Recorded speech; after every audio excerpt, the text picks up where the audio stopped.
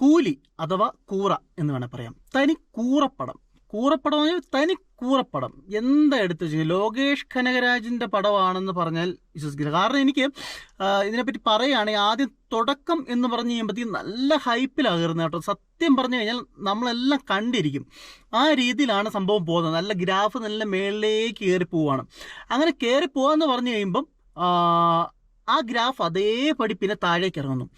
അത് നമ്മളെ ആ ഒരു എന്താ പറയുക, ആ ഒരു വില്ലന്മാരുടെ ആ ഒരു സംഭവം ആദ്യം കാണിക്കുമ്പോൾ നമുക്ക് എന്താ പറയുക, ആ ഒരു വലിയൊരു ഫ്രെയിമും കാര്യങ്ങളും ഒക്കെ കാണുമ്പോഴത്തേക്കും ആദ്യം നമ്മളെ ആ പടത്തിലേക്ക് കൊണ്ടുവരും. പക്ഷേ അതേപോലെ തന്നെ ഗ്രാഫ് നേരെ താഴേക്ക് പോവാണ്.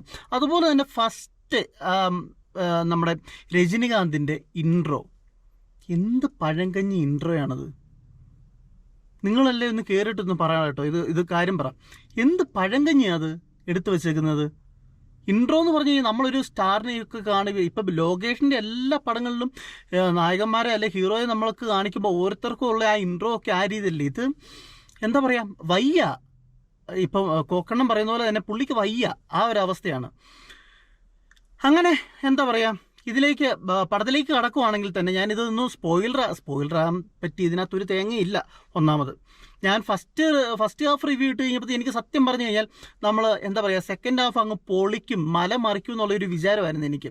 നേരെ പാടെ നശിപ്പിച്ച് പണ്ടരടക്കി എന്ന് പറയാം. രജനികാന്ത് എന്താ പറയുക, ഇപ്പം പല ഇമോഷൻ നമുക്ക് ആ ഒരു ഫീല് കിട്ടുന്നില്ലെന്നേ. പടം കാണുമ്പോൾ അതിനൊരു ഫീല് കിട്ടുന്നില്ല. അതായത് നമുക്ക് പ്രത്യേകിച്ച് ഞാൻ പറഞ്ഞിരുന്നു, നമ്മുടെ ഫസ്റ്റ് ഹാഫ് റിവ്യൂവിൽ ഞാൻ പറഞ്ഞിരുന്നു, ഇമോഷൻ രംഗങ്ങളൊന്നും വർക്കല്ല, ഫുള്ള് ഫ്ലോപ്പാണ്. നമുക്ക് കണ്ടിരിക്കാൻ ഭയങ്കര പ്രയാസമാണ്. നമുക്ക് ആ ഒരു ഫീല് കിട്ടുന്നില്ല. രണ്ടാമത് ഇതിലേക്ക് കാസ്റ്റിലേക്ക് വരുവാണെങ്കിൽ തന്നെ നമുക്കറിയാം, ഒരു വലിയൊരു എന്താ പറയുക സ്റ്റാർ കാസ്റ്റ് ഇതിനകത്ത് ഉണ്ടെങ്കിൽ പോലും ഒരു കാര്യമില്ലെന്നായിപ്പോയി. ഇപ്പം നാഗാർജുന ആയിക്കോട്ടെ, സൗബിന്, അമീർ ഖാന്, അതിൽ ഉപേന്ദ്ര, ശ്രുതിഹാസന്, സത്യരാജ്, ഇത്രയും വലിയൊരു നീണ്ട നിരയെ കൊണ്ടുവന്നിട്ട് ഒന്നുമില്ല. സത്യം പറഞ്ഞ ഇത് ആരുടെ പടമാണെന്ന് ചോദിച്ചു കഴിഞ്ഞാൽ സൗബിൻ്റെ പടം എന്ന് വേണേൽ പറയാം. സൗബിൻ്റെ അഴിഞ്ഞാട്ടമാണ് ഈ സിനിമ. സൗബിൻ്റെ പടം സൗബിൻ നല്ല വൃത്തിക്ക് ചെയ്തിട്ടുമുണ്ട്, കിടിലിനായിട്ട് ചെയ്തിട്ടുണ്ട്, അതിനകത്തൊന്നും പറയാനില്ല. ആ പടം നല്ലപോലെ ചെയ്തേക്കുന്ന ഒരാളെന്ന് പറഞ്ഞാൽ സൗബിൻ നല്ല കിടുക്കാഴ്ചയായിട്ട് ചെയ്തിട്ടുണ്ട്. സൗബിൻ്റെ പടമാണിത്. പ്രധാന വില്ലൻ ആരാന്ന് ചോദിച്ചു കഴിഞ്ഞാൽ സൗബിനാണ്. ബാക്കിയെല്ലാം പടമാണ്, വെറും പടം. ഇപ്പം നാഗാർജുന ആയിക്കോട്ടെ, പടം ഒന്നുമില്ല. അതുപോലെ തന്നെ ഉപേന്ദ്ര ഒന്നുമില്ല. ഉപേന്ദ്ര വില്ലനല്ല കേട്ടോ, നായകൻ്റെ സ്ഥാനത്താണ്, എങ്കിൽ പോലും ഒന്നുമില്ല, വെറുതെ. പിന്നെ സത്യരാജ് എന്തിനോ വേണ്ടി തിളയ്ക്കുന്ന സാമ്പാർ എന്ന് പറഞ്ഞ പോലെ ഒന്നുമില്ല, ഒരു കാര്യമില്ല. അമീർ ഖാനെ ഏറ്റവും അവസാനം കുറച്ച് നേരമുണ്ട് അമീർ ഖാനെ, അതൊന്നുമില്ല, ആരുമില്ല.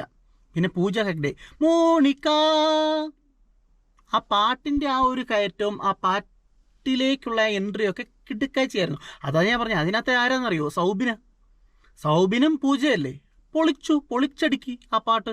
അവിടെയൊക്കെ ഭയങ്കര രസമായിരുന്നു, നല്ല തിയേറ്റർ എക്സ്പീരിയൻസും ആയിരുന്നു. ആ പാട്ടൊക്കെ ഭയങ്കരമായിരുന്നു. പിന്നെ കുറേ മലയാളികളുണ്ട് കേട്ടോ, രബ മോണിയൊക്കെ ഉണ്ട് മലയാളി. പിന്നെ അതുപോലെ തന്നെ ബാബുരാജ് ഇപ്പോൾ കുറേ അന്യഭാഷാ ചിത്രങ്ങളിലൊക്കെ ഒരുപാടുണ്ടല്ലോ. വില്ലന്മാരുടെ രീതി പോവുക, അവിടെ പോയി മരിക്കുക, അങ്ങനത്തെ ഒരു അവസ്ഥയാണല്ലോ ബാബുരാജിന്. അങ്ങനെ ബാബുരാജുണ്ട്. പിന്നെ ശ്രുതിഹാസൻ അത്യാവശ്യം റോളുണ്ട്, കുഴപ്പമില്ല, തരക്കേടില്ലാതെ ചെയ്തു എന്ന് വേണേൽ പറയാം. അത്ര മാത്രമേ ഉള്ളൂ. പിന്നെ ഒന്നും എന്താ പറയുക, ഈ പടത്തിനകത്ത് ആകെപ്പാടെ ഒരു ഗുണം എന്ന് എനിക്ക് തോന്നിയത്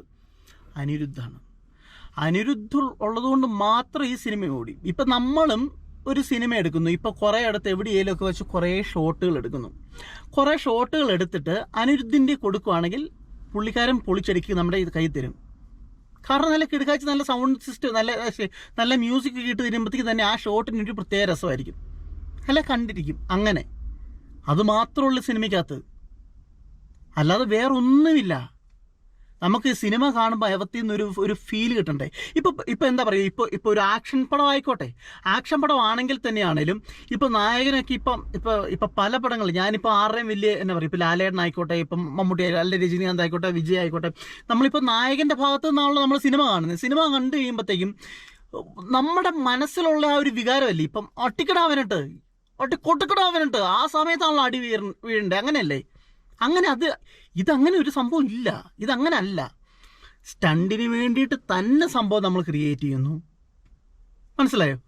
ഇപ്പോൾ ഒരു സ്റ്റണ്ടിന് വേണ്ടി തന്നെയാണ്, അനാവശ്യമായുള്ള കാര്യത്തിൽ ചുമ്മാ ഒരു സ്റ്റണ്ട് ഉണ്ടാക്കുക, വെറുതെ ഒരു ആക്ഷൻ കാണിക്കുക, ഇത് മാത്രമേ ഉള്ളൂ, വേറൊന്നുമില്ല. പിന്നെ കുറേ രജനീകാന്തിൻ്റെ കുറേ പഴയ കാലഘട്ടമൊക്കെ ചെയ്തിട്ടുണ്ട് കേട്ടോ, അത് ഭയങ്കര രസമായിട്ട് എനിക്ക് തോന്നി കേട്ടോ.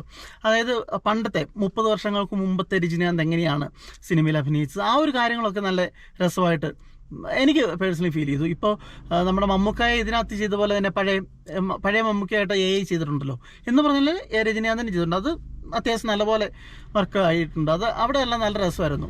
പഴയ ആ രജനീകാന്തിനെ നമുക്ക് വീണ്ടും സ്ക്രീനിൽ കാണാൻ പറ്റുക എന്ന് പറഞ്ഞാൽ ഭയങ്കര രസമായിരുന്നു. പിന്നെ അതാ പറഞ്ഞേ, ഇതിലെത്രയോ മേളിലാണ്. ഇപ്പം ഇത്രയും വലിയൊരു സ്റ്റാർ കാസ്റ്റ് ഉള്ള പോലെ തന്നെ അത്രയും വലിയൊരു സ്റ്റാർ കാസ്റ്റ് വന്ന ഒരു പടമാണല്ലോ ഇത് ജയിലറിനകത്ത് മോഹൻലാലിൻ്റെ എൻട്രി, അങ്ങനെയുള്ളവരുടെയൊക്കെ എൻട്രി വന്ന് കഴിയുമ്പോഴത്തേക്കും നമുക്ക് കോരിത്തരിക്കല്ലേ. ഇതിനകത്ത് രജനീകാന്തിനെ മറിച്ച് രജനീകാന്തിൻ്റെ ഇൻട്രോ തന്നെ പോയി ഒന്നാമത്, രണ്ടാമത് നാഗാർജുന വന്നു കഴിയുമ്പോഴത്തേക്കും അതിലും പോരാ. ആകപ്പാടെ നല്ല തിയേറ്ററിൽ നല്ല കൈയടി കിട്ടിയ ആർക്കതറിയോ?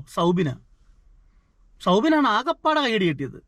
പിന്നെ അമീർ ഖാൻ വന്നിട്ട് ഒന്നുമില്ല, വന്നിട്ട് ഒന്നും ചെയ്യാനുമില്ല, ഒന്നുമില്ല, അന്നേരം പോന്നു, തീർന്നു. പിന്നെ പൂജ ആ പാട്ടിനകത്ത് മാത്രം. പിന്നെ എന്നാ ഉപേന്ദ്ര, ഇത് പറഞ്ഞു ഉപേന്ദ്രയൊക്കെ വന്ന് പറഞ്ഞാലും നമുക്ക് എനിക്ക് വന്ന് സത്യം പറഞ്ഞു കഴിഞ്ഞാൽ ഈ പടം കണ്ടു കഴിഞ്ഞപ്പോൾ ഈ രജനീകാന്തിനെക്കാട്ടിലും അല്ലെങ്കിൽ നാഗാർജുനെക്കാട്ടിലും അത്യാവശ്യം പിന്നെ ഒരു എന്താ പറയുക ഒരു സ്ക്രീൻ പ്രസൻസ് അല്ല, നമുക്ക് ആ ഒരു ഫീൽ കിട്ടിയത് അല്ലെങ്കിൽ ഒരു ചെറിയൊരു രോമാഞ്ചം എന്നൊക്കെ നമുക്ക് തോന്നത്തില്ലേ, അങ്ങനെ ചെറിയൊരു സംഭവം സൗബിൻ കഴിഞ്ഞാൽ രണ്ടാമത് കിട്ടിയത് ഉപേന്ദ്രയ്ക്കാണ്. ആകപ്പാടെ അനിരുദ്ധുള്ളത് കൊണ്ട് മാത്രം പടം നമുക്ക് ജസ്റ്റ് ഒന്ന് കണ്ടിരിക്കാം. അല്ലാതെ ഇതൊക്കെ ലോകേഷിൻ്റെ പഴയ പടങ്ങൾ വെച്ച് നോക്കുകയാണെങ്കിൽ ഇപ്പം എന്താ പറയുക, കൈദിയൊക്കെ ടോപ്പ് പടങ്ങൾ. പിന്നെ ലിയോ എന്ത് പടമാണ്, എത്രയോ മേളിലാണ് ചെയ്ത് വെച്ചേക്കുന്നത്. വിക്രം എന്നാ നല്ല പടമാണ്. ഇതെന്താ അവരാധേ, വളരെ നിരാശയായിപ്പോയി, വളരെ നിരാശയായിപ്പോയി.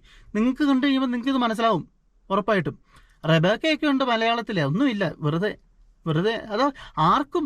സത്യരാജ് എന്ന് പറയുന്ന ആ നടനെയൊക്കെ വെച്ചിട്ട് എന്നല്ലേ ചെയ്തേക്കുന്നത്, ഒന്നുമില്ല ഇതിനകത്ത്. എങ്ങനെയൊക്കെയോ 3 മണിക്കൂർ കൊണ്ടുപോയി. ഈ 3 മണിക്കൂർ നമ്മൾ ഇരുത്തുക എന്ന് പറഞ്ഞാൽ ഭയങ്കര അസഹനീയമാണ്. ആകെപ്പാടെ അനിരുദ്ധുള്ളതുകൊണ്ട് സൗബിനുള്ളതുകൊണ്ട് മാത്രം നമ്മൾ ഈ സിനിമ കണ്ടിരിക്കും, അല്ലെങ്കിൽ വെറും കൂറപ്പടമാണ് കൂലി.